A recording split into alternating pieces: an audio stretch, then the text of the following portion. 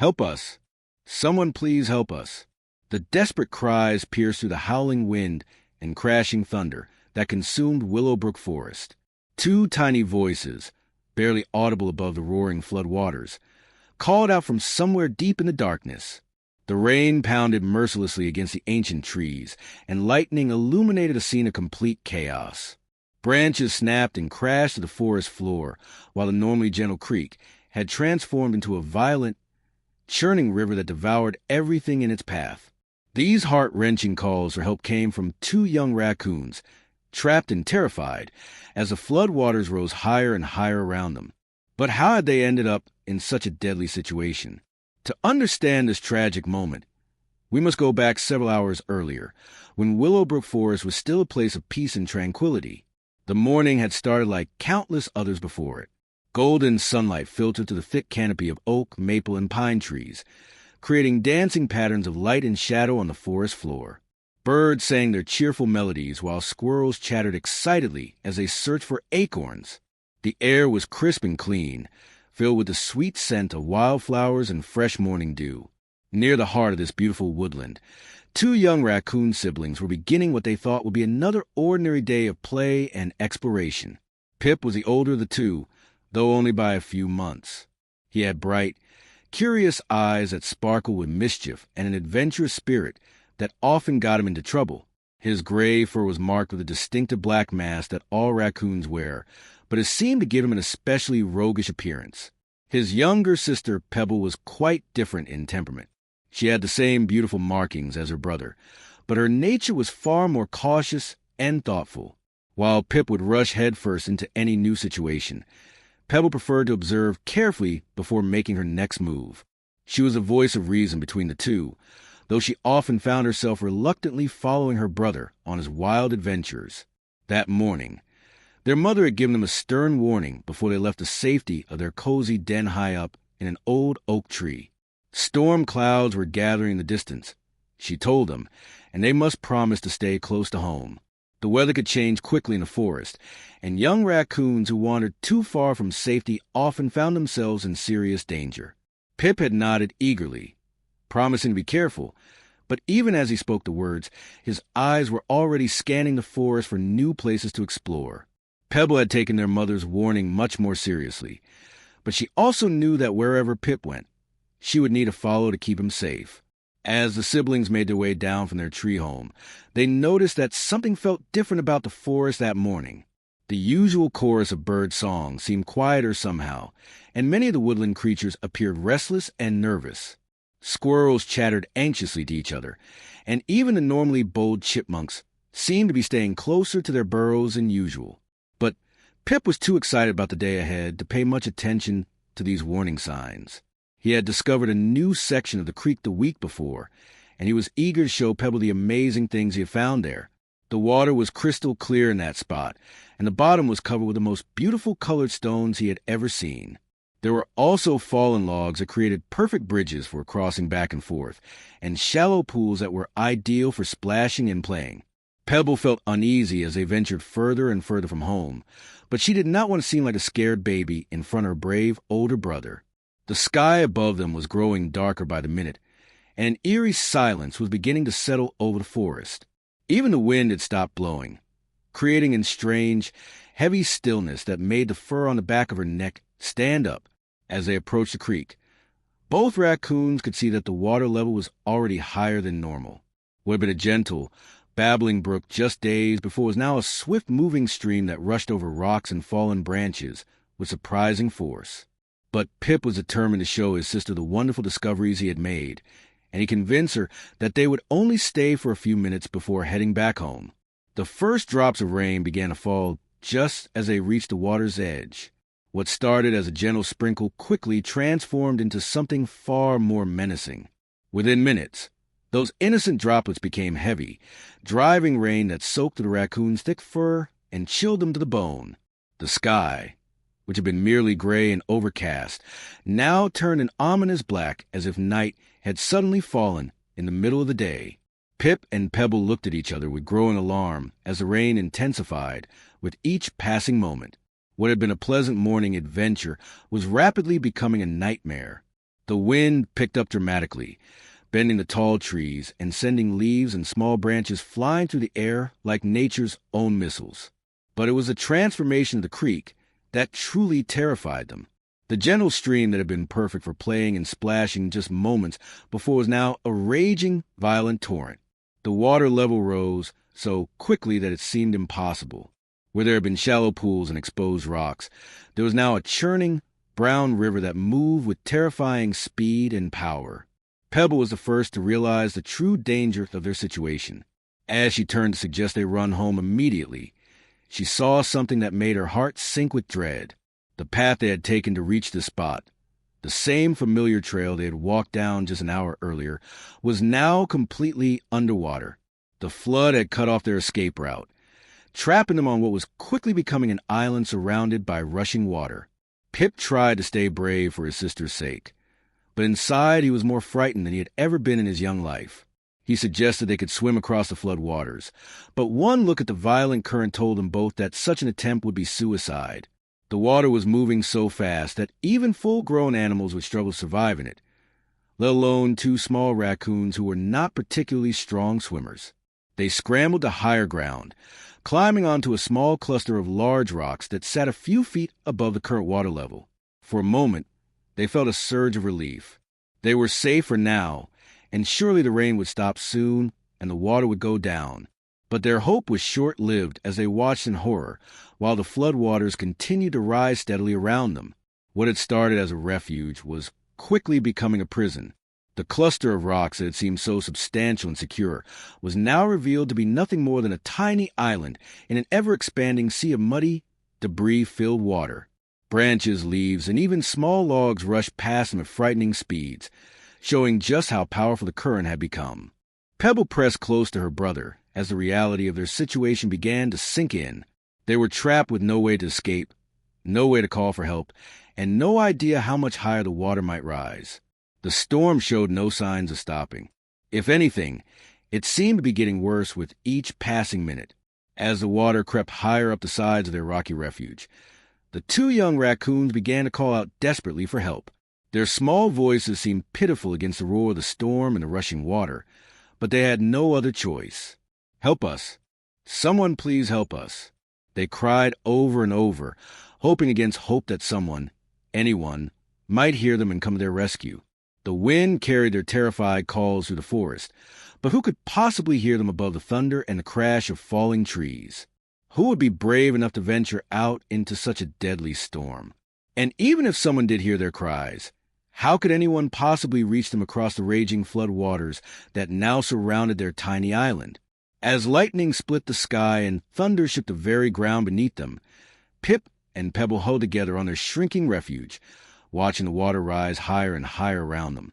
They had never felt so small, so helpless, or so alone. Deep in the most remote corner of Willowbrook Forest lived a creature that most animals spoke about only in whispers. Bruno was an enormous black bear, standing nearly 8 feet tall when he rose on his hind legs, with massive shoulders and paws that could easily crush a fallen log. His thick, dark fur was streaked with silver around his muzzle, marking him as one of the older residents of the woodland. But it was not his impressive size that made the other forest dwellers keep their distance. It was his reputation as a bear who wanted nothing to do with anyone. For as long as any animal could remember, Bruno had lived alone in a cave far from the main trails and gathering places of the forest. He emerged only when necessary to hunt for food or drink from the stream, and he made it very clear that he preferred his solitude. If other animals encountered him by accident, he would fix them with a stern glare from his deep brown eyes and lumber away without a word. The smaller creatures would scatter in fear, while even the larger animals like deer and elk gave him a wide berth. The forest community had learned to respect Bruno's desire for isolation, but they often wondered what had made such a powerful creature choose such a lonely existence. The oldest animals remembered a time, many years ago, when Bruno had been different. Back then, he had been part of the forest family, helping other animals during harsh winters, and even playing with the young cubs and fawns during the spring months. Everything changed during one terrible winter when a group of hunters had invaded the forest with their dogs and guns. Bruno had been traveling with his mate and their 2 young cubs when the hunting party found them. Despite Bruno's fierce attempt to protect his family, the hunters had been too many and too well armed. In one devastating day, Bruno lost everything that mattered to him. His mate and cubs were gone, and with them went his faith in the goodness of the world. From that day forward, Bruno retreated into himself, building walls around his heart that seemed impossible to break down.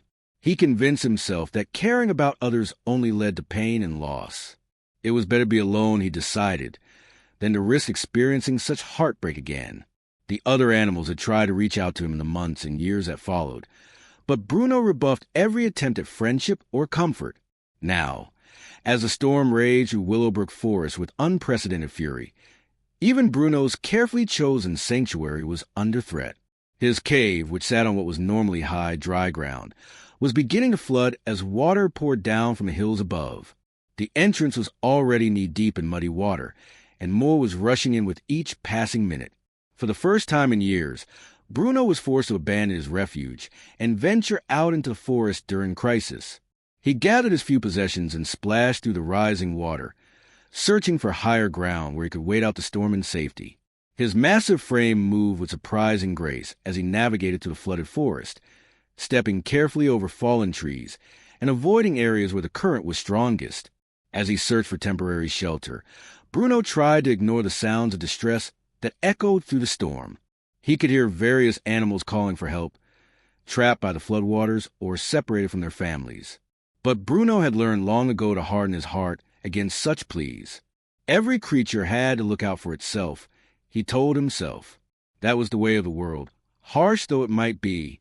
But then, cutting through the wind and rain with heartbreaking clarity, came a sound that stopped Bruno in his tracks. Two young voices, high and desperate, were crying out for help somewhere in the distance. "Help us! Someone please help us!" The voices were so filled with terror and desperation that they seemed to pierce right through the walls Bruno had built around his emotions. For a moment, the old bear stood perfectly still in the driving rain, water streaming down his massive frame. Those voices reminded him of something from long ago, something he had buried deep in his memory and sworn never to think about again. They sounded so much like his own cubs had on that terrible day when the hunters came, young and innocent and completely helpless in the face of overwhelming danger. Bruno shook his massive head violently, trying to dispel the unwelcome memories. This was exactly why he had chosen to live alone, he reminded himself. Getting involved in other animals' problems only led to pain and heartache. He had learned that lesson in the cruelest way possible, and he would not make the same mistake again. But the cries continued, growing more desperate with each passing moment. And despite his best efforts to ignore them, Bruno found himself turning toward the sound. His powerful instincts, honed by years of life in the wilderness, told him that these were very young animals in mortal danger. Without help, they would almost certainly die. Bruno stood at a crossroads, both literally and figuratively. He could continue on his way to safety, as he had been doing for years, looking out only for himself and letting the world take care of its own problems. Or he could do something that went against every rule he had made for himself since that tragic day so long ago. He could choose to care again, to help again, to risk opening his heart to the possibility of both connection and loss. The voices called out again, weaker now, as if the young animals were beginning to lose hope. Bruno closed his eyes and felt something stir deep inside him, something he thought had died years ago. Against every instinct of self-preservation he had developed, against all the walls he had built around his emotions, Bruno turned and began moving toward the sound of those desperate cries. Bruno's massive paws splashed through the flood waters as he followed the desperate cries deeper into the storm-ravaged forest. Each step was a battle against his own nature, against years of self-imposed isolation and protective walls he had built around his heart. The wind howled around him, driving rain into his eyes and making it difficult to see more than a few feet ahead. But he pressed on with grim determination. As he drew closer to the source of the calls, Bruno could hear that the voices were definitely coming from very young animals, probably no more than a few months old. The terror in their cries reminded him so painfully of his own lost cubs that he had to pause several times to steady himself emotionally. Every instinct told him to turn back, to protect himself from the inevitable pain that would come from caring about other creatures again. But something stronger than fear was driving him forward now. Perhaps it was a memory of who he used to be, before tragedy had hardened his heart. Or perhaps it was simply the knowledge that somewhere in this chaos, two helpless babies were facing death alone and afraid. Whatever the reason, Bruno found himself unable to walk away. When he finally reached the flooded creek area, what he saw made his blood run cold. The normally peaceful waterway had been transformed into a raging river that stretched far beyond its usual banks. Trees that stood for decades were now partially submerged, and the current was so powerful that massive logs were being swept along like twigs. In the middle of this churning chaos, on a tiny cluster of rocks that was rapidly disappearing beneath the rising water, huddled two of the smallest, most terrified raccoons Bruno had ever seen. Pip and Pebble were pressed together on their shrinking refuge, their fur soaked and their small bodies shaking with cold and fear. The water had risen so high around them that only the very tops of the rocks remained above the surface, and even those would be underwater soon if the flood continued to rise at its current rate. The two young raccoons had spotted Bruno through the rain and were calling to him desperately, their tiny paws reaching out as if they could somehow bridge the deadly gap between them. Bruno quickly assessed the situation with the calculating mind of a predator who had survived countless dangers in his lifetime. The distance between the shore and the rocky island was at least 20 feet, far too much for the young raccoons to swim even under normal conditions. The current was moving at a speed that would sweep away any creature foolish enough to attempt crossing it. Worse yet, the water level was rising so rapidly that he estimated the raccoons had perhaps 15 or 20 minutes before their refuge would be completely submerged. The old bear's mind raced as he considered his options. He was a strong swimmer, certainly capable of fighting the current, but reaching the raccoons was only half the problem. Getting them back to safety would be infinitely more difficult, especially since they were too young and small to help in their own rescue. One mistake, one moment of lost grip or poor timing, and all three of them could end up swept away by the merciless flood. Looking around desperately for some tool or method that might help, Bruno spotted a large branch that had been torn from a nearby oak tree by the violent wind. The branch was nearly 12 feet long and thick enough to support considerable weight. If he could somehow extend it to the trapped raccoons, they might be able to climb across to safety without anyone having to enter the deadly water. Working with urgent efficiency, Bruno dragged the heavy branch to the water's edge and carefully maneuvered it so that one end rested on solid ground while the other extended out over the flood waters toward the rocky island. But as he pushed it further and further out, his heart sank with disappointment. Even at its full extension, the branch fell several feet short of reaching the rocks where the raccoons waited. The young animals seemed to understand what Bruno was trying to do, and Pip, the more adventurous of the two siblings, actually attempted to leap from the rocks toward the end of the branch. But the gap was simply too wide, and Bruno watched in horror as the little raccoon nearly fell into the churning water before his sister managed to grab him and pull him back to safety. The failed rescue attempt only made the situation more desperate. The effort had taken precious time, and in those few minutes, the water had risen another several inches. What had been a small island was now barely more than a few rocks poking above the surface, with room for only the two raccoons and nothing more. Any further rise in the water level would force them to abandon their refuge entirely. Bruno could see the fear growing in the young animals' eyes as they realized how precarious their situation had become.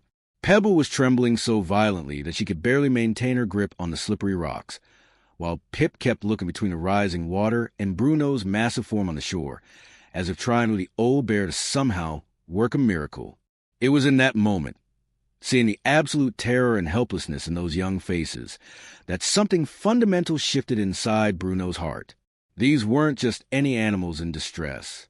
They were babies, innocent and defenseless, facing a horrible death through no fault of their own.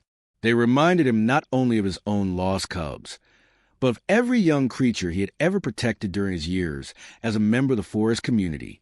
The walls he had spent years building around his emotions began to crumble as Bruno realized he would rather die trying to save these raccoons and live with the knowledge that he had walked away when they needed him most. His own safety, his own carefully guarded solitude, none of that mattered anymore. What mattered was getting Pip and Pebble to safety, no matter what the cost to himself. The water continued its relentless rise, now lapping at the very feet of the terrified raccoons. Time was running out faster than Bruno had anticipated, and conventional rescue methods were clearly not going to work. If he was going to save these young lives, he would have to risk his own by entering the floodwaters directly. There was no other choice, and deep in his heart, Bruno knew he had already made his decision. The old bear, who had spent years avoiding any emotional connection with other living creatures, was about to risk everything for two small raccoons he had never met before. And somehow, despite the mortal danger that awaited him in those churning waters, Bruno felt more alive than he had in years. Without another moment's hesitation, Bruno waded into the raging flood waters. The shock of the cold, muddy torrent hit him like a physical blow, but the massive bear pushed forward with single-minded determination. The current immediately began pulling at his legs with tremendous force, trying to sweep him downstream along with the debris and fallen branches that rushed past him in the churning chaos. Each step was a battle against nature's fury. Bruno's powerful muscles strained against the relentless pull of the water as he fought to maintain his footing on the slippery, uneven ground beneath the flood. Branches and logs slammed into his body as they swept past, but he barely noticed the impacts. His entire focus was fixed on the two small forms huddled on the rapidly disappearing rocks ahead of him. The water was deeper than he had anticipated, rising to his chest even though he was still only halfway to the island. Worse yet, the current was so strong that maintaining a straight course toward the raccoons required enormous effort. The flood seemed determined to carry him downstream, away from the creatures he was risking his life to save. As Bruno struggled through the treacherous waters, he could hear Pip and Pebble calling out to him with voices filled with both hope and terror. They could see his massive form approaching through the storm, but they could also see how difficult and dangerous his journey was becoming. The young raccoons pressed themselves against each other on their tiny refuge, watching in amazement as this enormous bear fought the elements to reach them. When Bruno was still several feet away from the rocks, disaster nearly struck. A massive tree trunk, torn loose from somewhere upstream, came rushing toward him with the speed and force of a battering ram. At the last second, Bruno managed to grab the log with his powerful forearms and redirect its path, but the effort threw him off balance, and he nearly lost his footing completely. For one terrifying moment, it seemed as though the bear might be swept away just when rescue was so close at hand. But Bruno's determination was stronger than the flood's power. He regained his balance and pushed forward the final few feet, finally reaching the rocky island where the two young raccoons waited. Up close, he could see just how small and helpless they truly were. Pebble was shaking so violently from cold and fear that she could barely stand, while Pip was doing his best to be brave, but was clearly on the verge of complete panic. The water had risen so high around the rocks that there was barely any dry surface left. Bruno realized that he had arrived with perhaps only minutes to spare before the island would be completely submerged. There was no time for careful planning or gradual approaches. He would have to move fast and trust that his strength and experience would be enough to carry them all to safety. Bruno gently but firmly scooped up Pebble in his massive jaws, being incredibly careful not to harm her with his sharp teeth.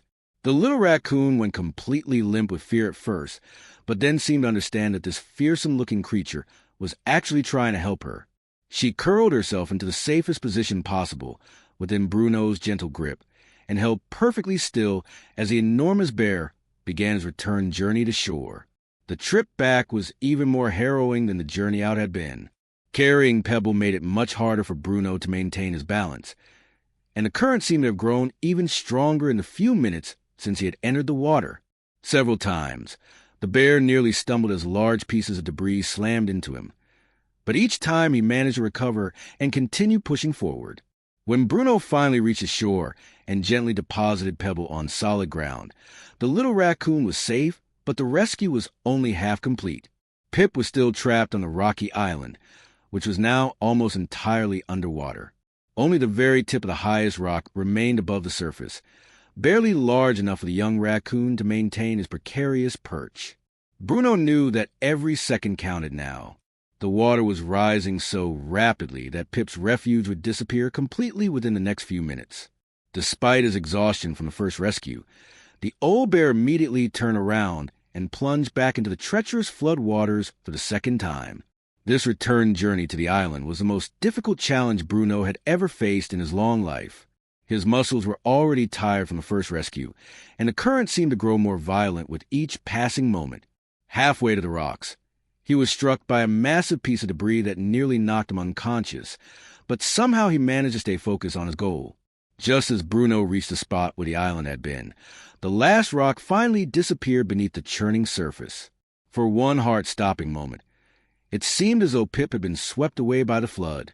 But then Bruno saw a small gray head bobbing in the water just a few feet away, with tiny paws desperately trying to stay afloat in the powerful current. Bruno lunged forward and managed to grab Pip just as the young raccoon was about to be swept downstream. But the rescue was far from over. The little animal was already weakened by cold and exhaustion, and Bruno could feel Pip's grip loosening as they began the desperate journey back to shore. Halfway back to safety, disaster nearly struck again. A violent surge in the current caught Bruno off guard and nearly tore Pip from his protective grasp. For one terrifying moment, the old bear felt the small raccoon slipping away from him, pulled by forces too strong for even his powerful jaws to resist. It seemed as though, after coming so close to success, he was about to lose Pip to the merciless flood. But something deep within Bruno refused to accept defeat. Drawing on reserves of strength he didn't know he possessed, the massive bear fought against the current with every fiber of his being. He managed to regain his grip on the young raccoon and, through sheer force of will, continued pushing toward the shore. When Bruno finally emerged from the floodwaters for the second time, carrying Pip to safety, all three animals collapsed on the muddy ground in complete exhaustion. The two young raccoons were alive, cold and frightened but unharmed. Bruno lay panting beside them, his massive frame shaking with fatigue, but his heart filled with satisfaction he had not felt in years. Against all odds, he had done it. 2 young lives had been saved from certain death, and for the first time since losing his own family, Bruno had chosen to care about other creatures more than he cared about his own safety. The walls around his heart had not just cracked, they had crumbled completely, and the old bear began to remember what it felt like to be part of something larger than himself. As the 3 exhausted animals lay on the muddy shore, Bruno could see that Pip and Pebble were shivering uncontrollably from their ordeal in the cold flood waters. Their small bodies were soaked through, and despite being safe from drowning, they were now in danger of something equally serious. The driving rain continued to pelt down on them, and the temperature had dropped significantly since the storm began. Without shelter and warmth, the young raccoons could easily succumb to hypothermia.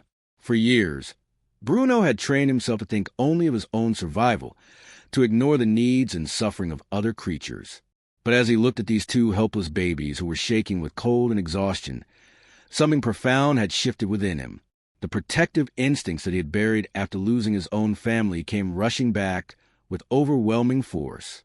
Gently, with a tenderness that surprised even himself, Bruno used his massive snout to nudge the 2 raccoons closer to his warm body. His thick fur, though wet from the rescue, still provided considerable insulation and heat. Pip and Pebble instinctively pressed against his enormous frame, grateful for any warmth they could find in the midst of the raging storm. But Bruno knew that simply lying on the muddy ground in the open would not be enough to keep the young animals safe through the night. The storm showed no signs of letting up, and they needed proper shelter if they were going to survive until morning. Despite his exhaustion from the rescue, Bruno forced himself to stand and began looking around for a suitable refuge. Several hundred yards away, on higher ground that the floodwaters had not reached, Bruno remembered seeing a small cave that had been carved into a rocky hillside by decades of wind and rain. It was not his usual den, but would provide the dry, protected environment that Pip and Pebble desperately needed. The problem was getting the weakened raccoons to safety, without exposing them to more cold and rain than necessary. Once again, Bruno's protective instincts took over.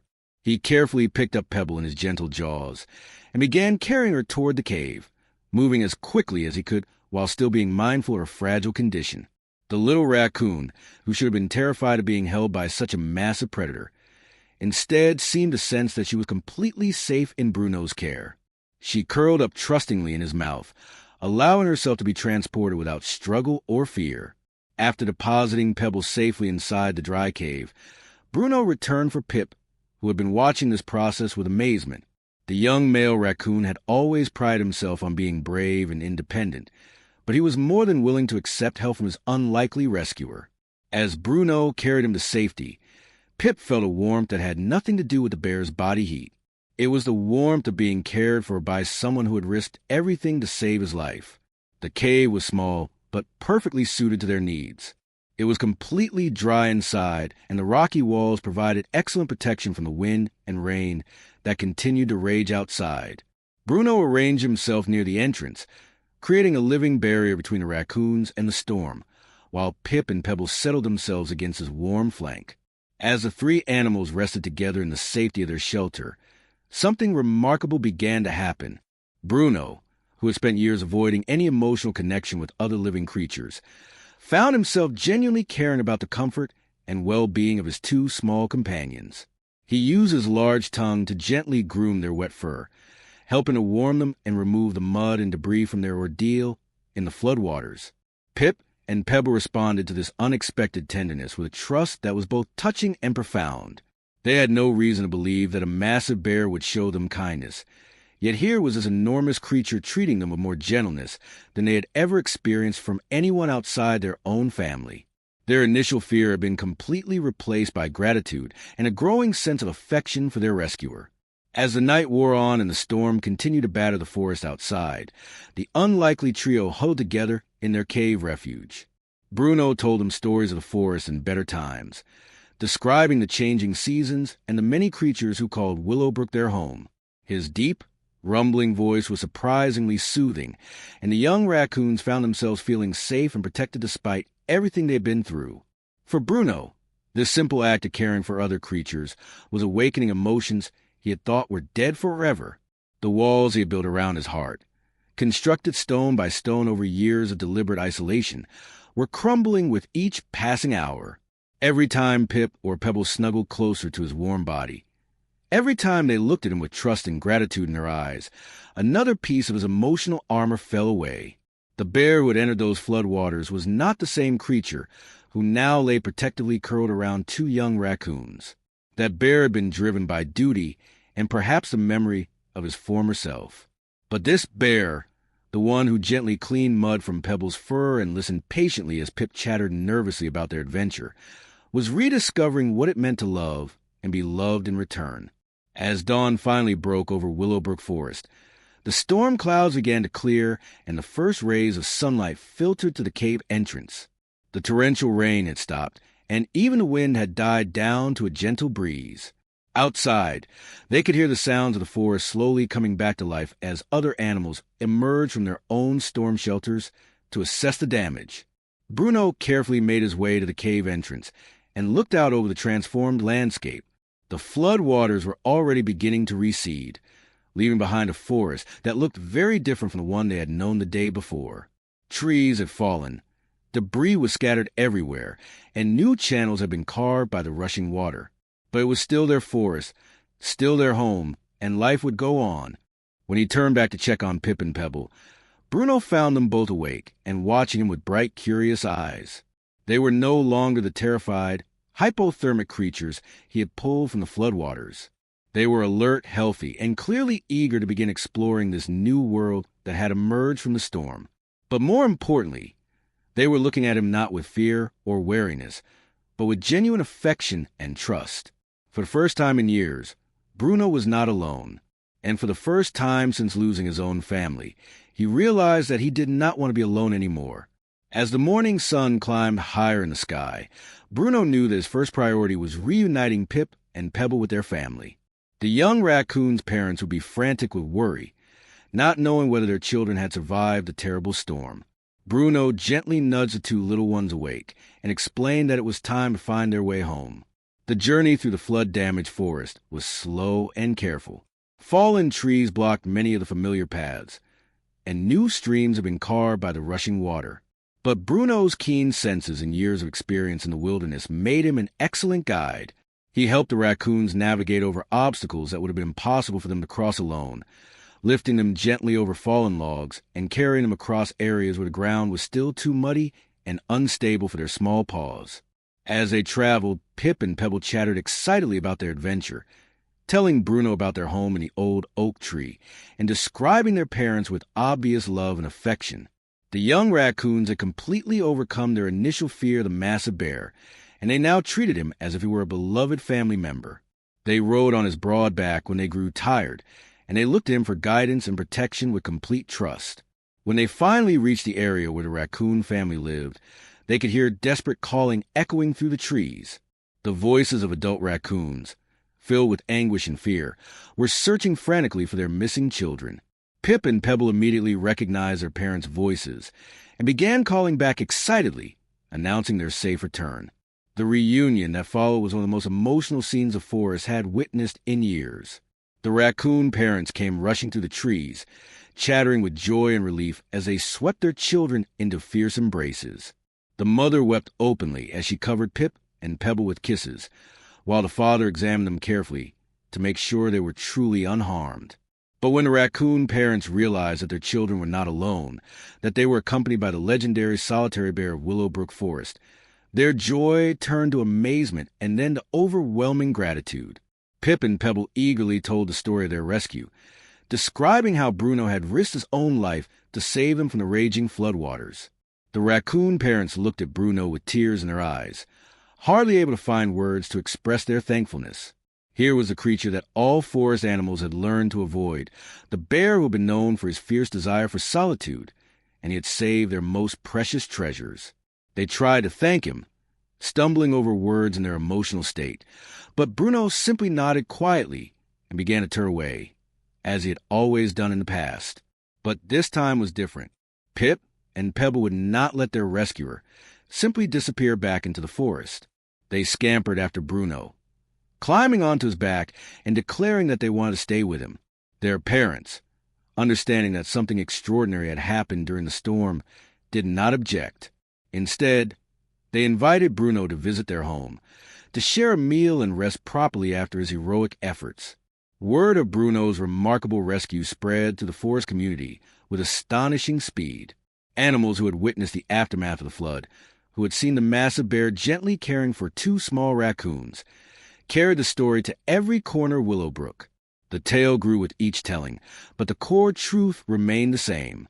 The bear who had avoided all contact with other creatures for years had risked everything to save two helpless babies. One by one, forest animals began approaching Bruno with a mixture of awe and gratitude. The deer family whose fawn had been trapped by fallen trees found Bruno helping to clear the debris.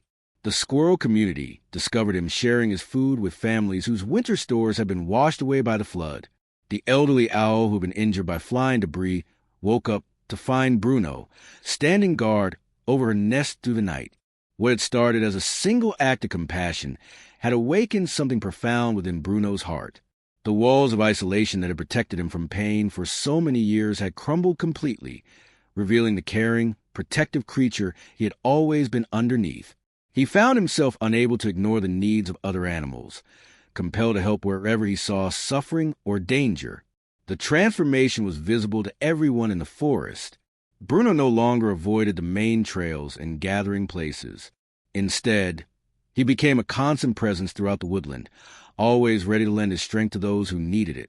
Young animals who had once fled in terror at the sight of him now ran toward him with excited greetings. Mothers who had warned their children to stay away from the dangerous bear now encouraged them to visit their gentle friend. Pip and Pebble became Bruno's constant companions, spending more time with him than they did in their own family den. The bear who had once lived in complete solitude now found his cave filled with the sounds of young laughter and playful chatter. He taught the raccoons everything he knew about surviving in the wilderness, showing them which plants were safe to eat, how to find water during dry seasons, and how to read the signs that warn of approaching storms. In return, the young raccoons brought something into Bruno's life that he had forgotten existed: pure joy. Their endless curiosity and infectious enthusiasm reminded him of the beauty and wonder that surrounded them every day in the forest. Their complete trust and affection healed wounds in his heart that he had thought would never stop aching. As the seasons passed and their friendship deepened, the story of Bruno's rescue became legend in Willowbrook Forest. Parents told their children about the bear who had chosen love over fear, who had risked everything to save two small lives. The tale became a symbol of hope and redemption, proof that even the most isolated heart could be opened by compassion. But perhaps the most remarkable transformation was in Bruno himself. The bear would convince himself that caring about others only led to pain, discovered that the exact opposite was true. By opening his heart to Pip and Pebble, by choosing to help rather than hide, he had found a family larger and more loving than he had ever imagined possible. Years later, when other animals asked Bruno about that fateful storm night, he would always give the same answer. He had thought he was saving 2 young raccoons from drowning, but in reality, they had saved him from drowning in his own loneliness and grief. The act of rescue had transformed all 3 of their lives, proving that sometimes the greatest gift we can give others is to allow them to help us in return. In the end, Bruno's story became a testament to the truth that compassion knows no boundaries, that kindness has the power to heal even the deepest wounds, and that sometimes a single moment of choosing love over fear can change everything. The lonely bear had become the heart of his community, beloved by all, and his legacy of kindness continued to inspire generations of forest creatures long after that remarkable storm had passed into memory.